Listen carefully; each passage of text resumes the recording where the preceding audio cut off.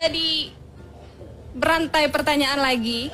Nah, pemberantasan tentu saja berawal dari hulu ya. Apakah kasus ini ada keterkaitannya dengan orang yang berpengaruh di belakangnya? Seperti itu. Kalau dari Antap seperti apa tanggapannya? Wah, sensitif ini. Iya. Apa itu? Apa ini? Apakah ada orang yang mungkin berpengaruh di belakangnya sehingga kata Pak Juhri tadi ada yang bungkam? Kenapa bisa ada yang bungkam? Kalau kata Pak Kasat, bicara hukum hati-hati. Biar masyarakat tahu, masyarakat juga tidak menduga-duga yang salah gitu seperti itu. Iya, betul sekali. Iya. Yang pertama kan betul, saya setuju sudah sama Pak Kasat. Kita nggak boleh asumsi. Tapi fakta hukumnya harus dikembangkan. Iya. Yang pertama soal siapa pemilik lokasi dari tempat penggerebekan itu. Gitu kan? Dan itu sudah menjadi salah satu fakta hukum. Dan itu harus dikembangkan saya kira. Nah, ketika pemilik lokasi yang kata Pak Juhri tadi nggak masuk akal kalau dia nggak tahu kegiatan di lokasinya, orang mau ngontrak mau apa, itu satu. Nah, yang kemudian mungkin keyakinan Pak Juhri tadi tentang akan adanya tersangka baru, saya kira ini juga penting menjadi satu pesan bagi Pak Kasat untuk mungkin. Saya kira kalau ini tuntas ini masalah, kepercayaan orang tentang penegak hukum itu akan semakin meningkat. Saya yakin itu. Pak Kasat akan diapresiasi besar oleh masyarakat Belitung. Ya, saya kira itu perlu dikembangkan termasuk daripada transaksi rekening koran dua tersangka yang khususnya di Jalan Bicong ya. Karena kalau yang di Saridin kan masih belum ketemu itu. Masih belum ketemu di mana keberadaannya. Yang di Jalan Bicong kan sudah tersangka. Rekening koran banknya kan bisa kita pantau. Dan polisi dalam hal ini Pak Kasat, tim penyidik, dalam hal ini penyidik ya, bisa memantau dia itu menerima uang dari siapa, transfernya ke siapa. Kalau dia pemiliknya, maka dia nggak akan ada uang keluar dari rekeningnya. Tapi kalau dia bukan pemilik, bakal ada setoran. Nah, ini kan hal seperti ini perlu maksud saya diungkap sebagai pengembangan fakta hukum yang ada. Soal ada orang penting atau tidak, ya saya kira itu sekali lagi itu harus hasil dari pengembangan gitu.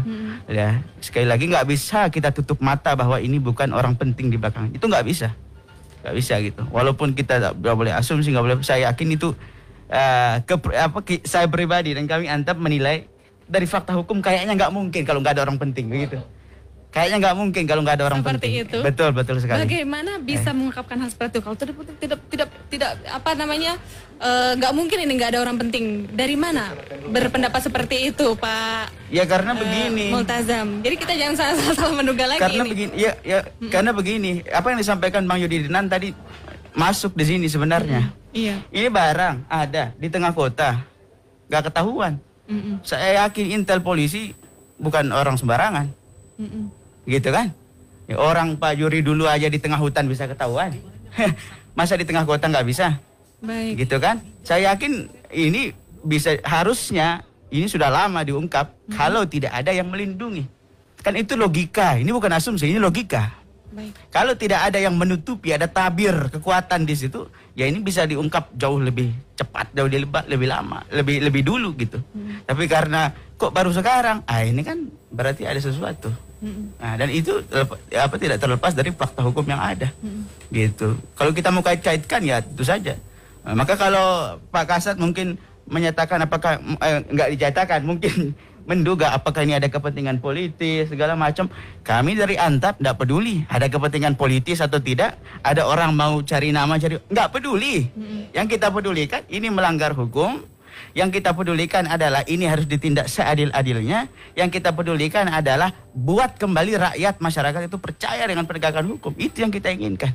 Gitu. Jadi kita nggak peduli segala macam, ada orang bilang gini, nggak peduli, yang penting ini dikawal sampai selesai dan kita nggak takut sama siapapun kecuali kepada Tuhan yang menciptakan kita, kepada Allah Subhanahu Wa Taala. Nggak takut, kita mau diancam mau diapa nggak takut, kita nggak bakal takut.